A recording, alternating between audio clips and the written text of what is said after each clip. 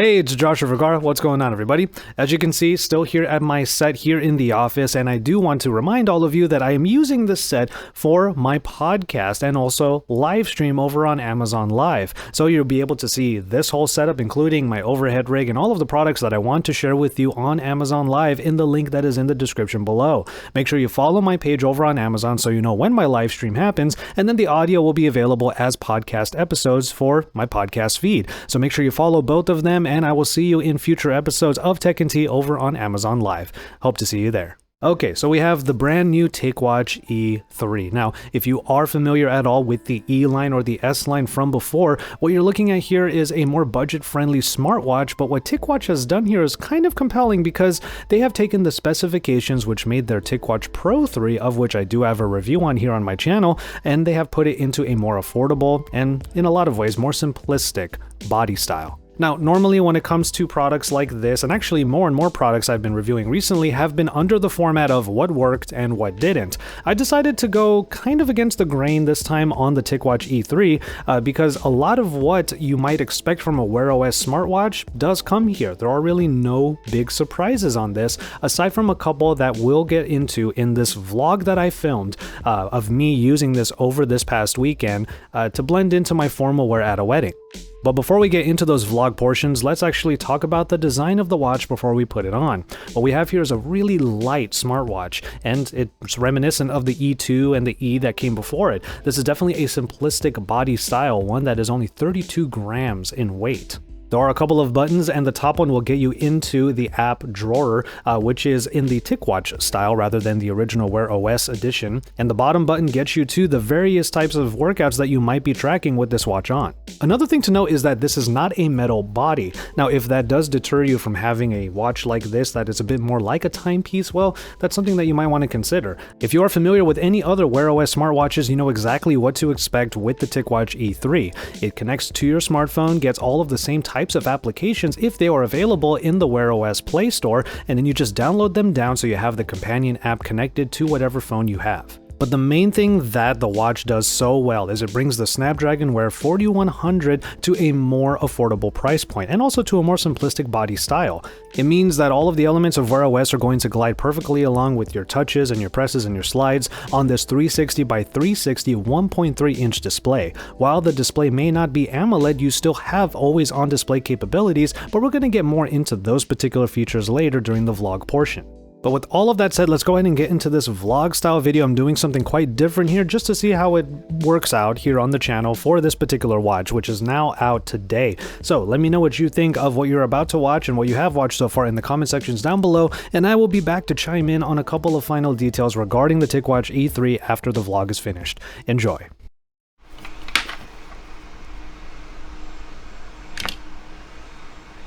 Excuse the mess, my spring cleaning hasn't happened yet, and I know it's already June.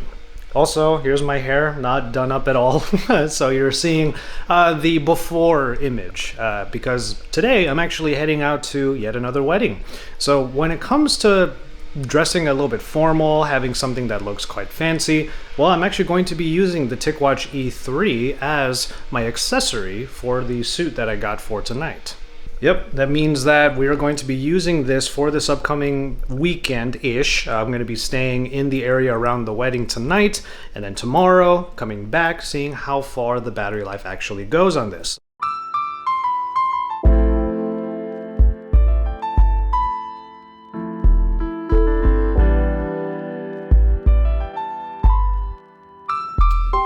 All right, there we go. Made it into the hotel room. Nice spot. And in a wonderful area. After all, I'm going to a wedding. But yes, here is your casual look with obviously the watch, which I couldn't use on the road. Be safe out there, everybody. And yeah, let's go ahead and get started, because accessorizing for a formal event does call for some very specific accessories, and I chose the Ticwatch E3 for this. So here we are with the accessories that I will be wearing along with my brand new suit. Obviously, I brought the simplistic but still elegant Ticwatch E3, which is this video is all about. I do have my trusty Oura ring here, my little fitness tracker, which will track the steps, I guess, while I'm on the dance floor. And then, of course, I am now using the Ridge wallet as my main wallet for my EDC. Very easy to just have my main cards in here, anything important, very minimal, and doesn't get the pockets too bulky. The interesting thing though is if you want to have accessories that blend in with your overall look, this might be a little bit too much. On the Zenfone 8 that has become my daily, I have this Rhino Shield case on here. Shouts out to Rhino Shield for sending me a bunch. And because they sent me a bunch, I'm able to change up the look based upon the scenario. So why don't we change it up? There you go. Just a simple black rubberized case. Gives it quite a bit of grip, but you can see here on the bottom that this with my initials, so you know I'm going to be picking this one. It may not be the flashiest, but it is mine, and that's what counts.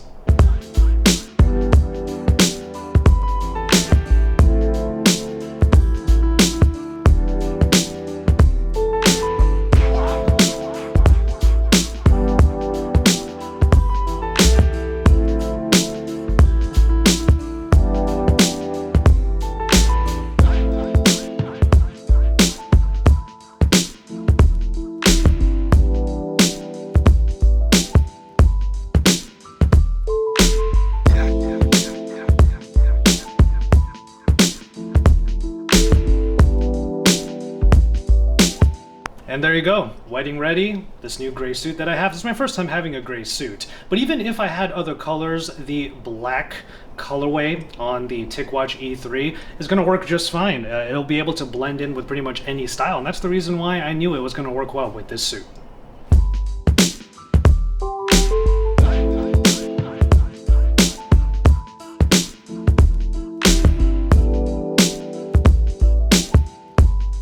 A lovely wedding, a very fabulous time, and the suit was a hit.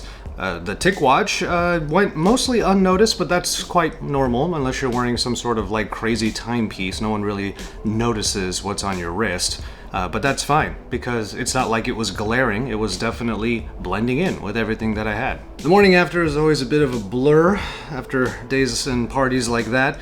Almost as if you're running low on battery, but because of the settings that I put on this Ticwatch, I am still at a nice and secure 63% after that entire day yesterday. But still, it's impressive to be able to have more, plenty more than half of the battery still available after a long day of just kicking it. And by the way, for a look at those very settings, why don't I go ahead and just head into the settings a little bit. Head over to the display. You'll notice I don't have the always on screen toggled on. If I did, right there it even gives you the warning that the battery life could be significantly impacted. So if I were to go to the always on display, this would have been nice, kind of peeking out of my shirt or my suit jacket, but I wanted to preserve my battery life, and that's the reason why I still have 63%, is because I turned that setting off. The other thing to bear in mind in the settings area is this icon here, where if you press it, you actually turn on the speaker on the Ticwatch. The speaker is actually quite effective at getting my attention because the haptics engine on this watch is pretty weak, to be completely honest. But in a formal setting like a wedding, you obviously don't want little ringtones like that, whether it's on your phone or your watch, to go off and distract anybody. So of course that was turned off. Now, one thing to bear in mind is the battery saving screen is actually in a different part of the settings. It's not under display. It's actually down here under gestures, battery saving screen on, because it is a replacement for the tilt to wake. So you have tilt to wake still turned on, but when you tilt your wrist to look at the time, you get that particular screen instead. One that actually saves a lot of battery compared to an always on display, but still is quite useful. That is what I leaned on to preserve the battery life. It's a great feature that I think elevates this otherwise pretty simple WearOS smartwatch. Now, I just said that I didn't use it at all, other than just checking some notifications and the time, obviously, by bringing up my wrist and getting the special display here, the power saving display.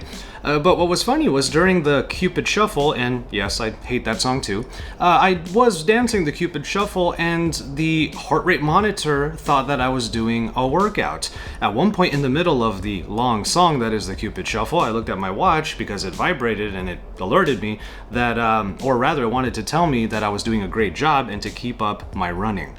But of course, we're back to the casual threads, and of course, the Ticwatch still blends in. So formal or casual, you still have a good time with this watch. I do think I would change up the wristband, but I will give Ticwatch credit that with this particular silicone band here, you don't have to worry about like sweat or anything maybe spilling on it the way that you would with like a fabric or a leather band. So it is nice that it blends in so well. I just feel like if I wanted to add more style to it, that would be the first thing that I change. But yeah, before we get back to the more traditional review parts of this video, I need all of the water, all of the coffee for the back half of this weekend. See you in a bit.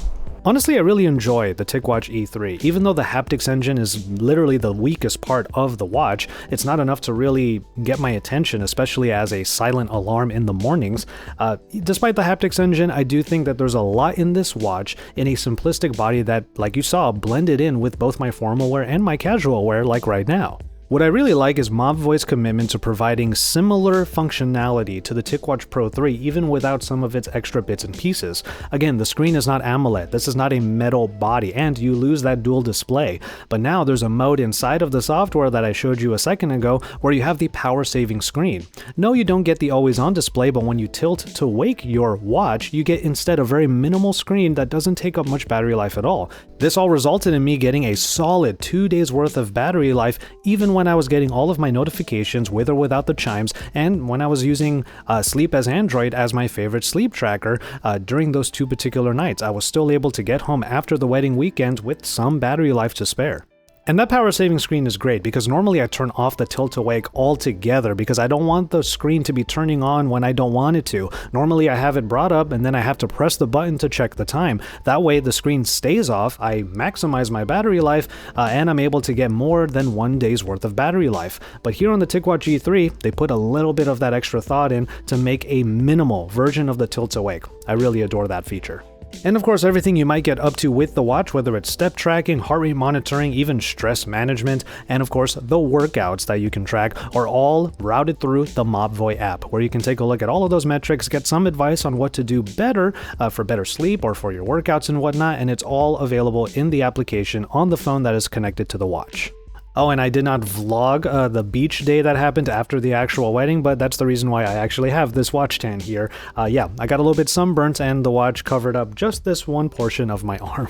Mobvoi with their Ticwatches continue to be a great vanguard for WearOS as a platform, and while WearOS will undergo a metamorphosis sometime later this year, you can still look to the Ticwatch E3 as a great starting point that actually has some advanced functionality, especially with one of the only Snapdragon Wear 4100 chips out there in the smartwatch world right now.